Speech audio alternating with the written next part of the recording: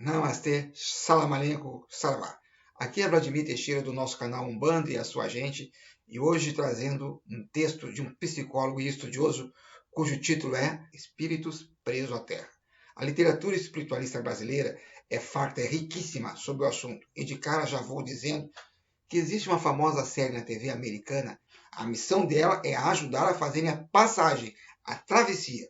Depois é um outro caso. Há um outro filme também semelhante, onde o personagem principal tem poderes paranormais desde a infância, embora ele não aceite. A pergunta é: pode uma alma após a morte permanecer presa à Terra? Há quem tenha a resposta na ponta da língua. Mais uma vez convido a todos vocês para se inscreverem no canal, depois acionarem o sininho de notificação. A título de colaboração, deem os seus likes, hein? Bastante like, pessoal. Eles são muito bem aceitos, assim como os comentários e os compartilhamentos, pessoal. Esse vídeo está no formato de perguntas e foi feito usando o conversor de texto em fala da tecnologia de inteligência artificial. Roda a vinheta, roda a vinheta, roda a vinheta.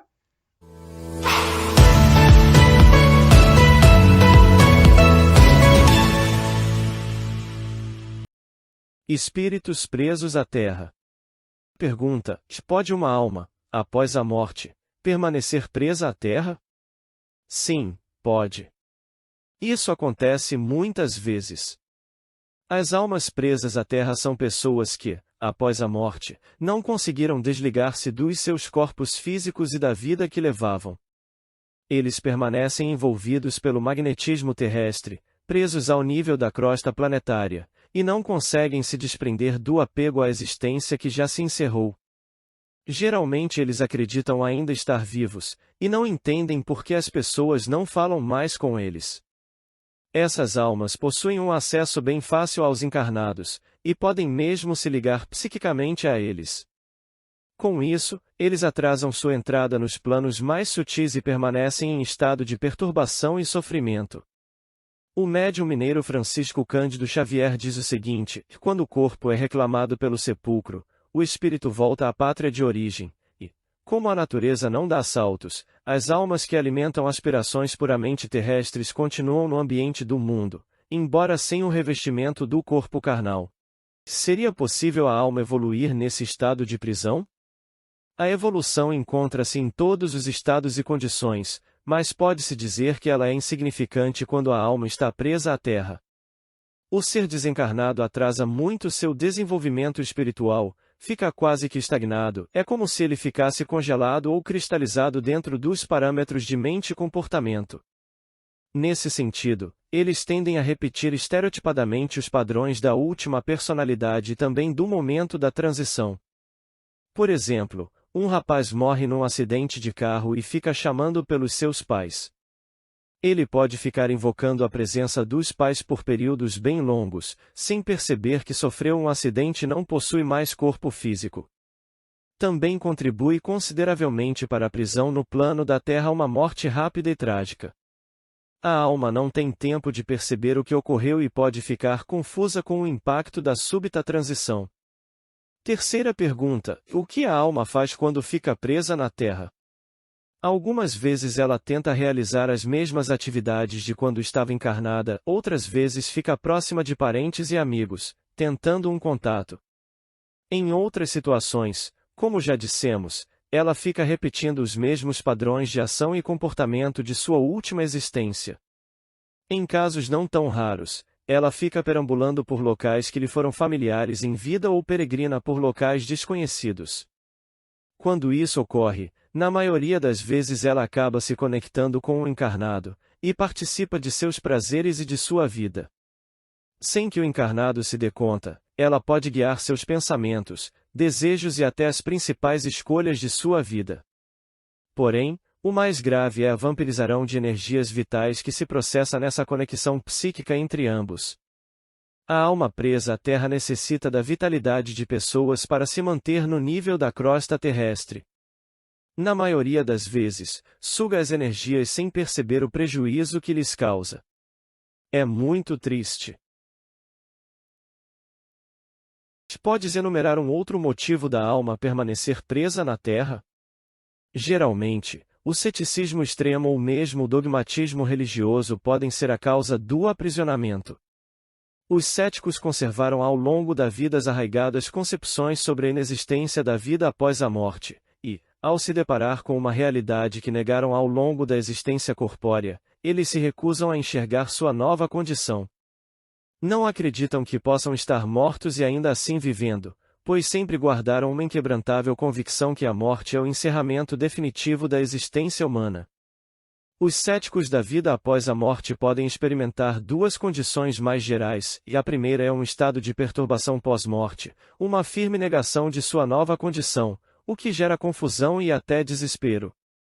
Por outro lado, os céticos podem unir-se a outros céticos, numa experiência coletiva, e podem acreditar que foram transladados para outro mundo, um local estranho que eles não sabem como chegaram ali, mas creem ainda estar vivos. O mesmo ocorre com os fanáticos religiosos. A ortodoxia, o sectarismo e o dogmatismo são grandes entraves à visão da realidade pós-morte. O religioso fundamentalista crê firmemente que, caso estivesse mesmo morto, deveria estar agora no céu, no reino de Deus que sempre almejou em sua passagem pela terra. Ele acreditava na sua salvação, e não pode admitir que, após a morte, ele não fosse recebido pelo ícone do seu culto. Essa prisão é fato corrente para um número significativo de religiosos fanáticos, aprisionados em suas próprias concepções cristalizadas.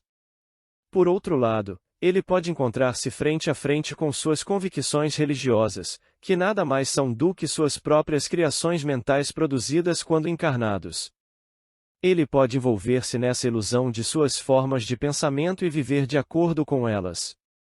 Porém, isso possui algo de providencial, pois a vida após a morte seria algo doloroso demais se as almas não pudessem, de certa forma, adaptar suas crenças ao novo ambiente e viver de conformidade com eles, caso ainda não estejam prontos para uma comunhão com estados sutis mais reais. Quinta pergunta: e há outros motivos para fixação no nível da crosta terrestre? Sim, esses motivos variam conforme a individualidade de cada alma. Mas existem motivos gerais a se considerar. Não cumpriram seu roteiro kármico ou proposta encantatória. Suicidaram-se e deixaram assuntos inacabados. Possuíam extremo apego à terra e aos desejos materiais. Viciaram-se em álcool, fumo, comida, sexo, lazer, prazeres diversos. Tinham medo de morrer e após o desencarne continuaram negando a morte. Dificuldade de aceitarem que passaram pela transição e não têm mais corpo físico. Morte súbita, os espíritos não tiveram tempo de perceber que morreram. Ódio e vingança a algum desafeto. Apego a entes queridos ou a pessoas próximas. Ceticismo fortemente arraigado. Morte após deficiências mentais ou transtornos psíquicos graves. Que dizer sobre as histórias sobre espíritos aprisionados em locais específicos? Essas histórias podem ser reais. Alguns espíritos podem fixar-se em lugares em que eram muito afeiçoados durante a sua vida. Muitos ficam presos à sua própria residência, outros aos lugares onde ocorreu sua transição, outros ainda se unem a outras almas que escolhem um local propício à sua permanência. Então, esse é o fundamento das chamadas a casas mal-assombradas, que reúnem grande número de almas perdidas e presas em locais específicos. Ocorre com certa frequência uma ligação psíquica entre a alma recém-desenterrada e pessoas que compraram o imóvel onde a alma passou a maior parte de sua vida.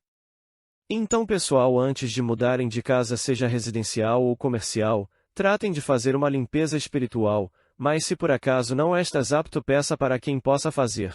Então, tendo em vista essas considerações, podemos concluir que os contos e histórias sobre obsessões e possessões são reais, e não mera fantasia? Sim, são reais e podem estimular a formação de diversos males ao ser humano.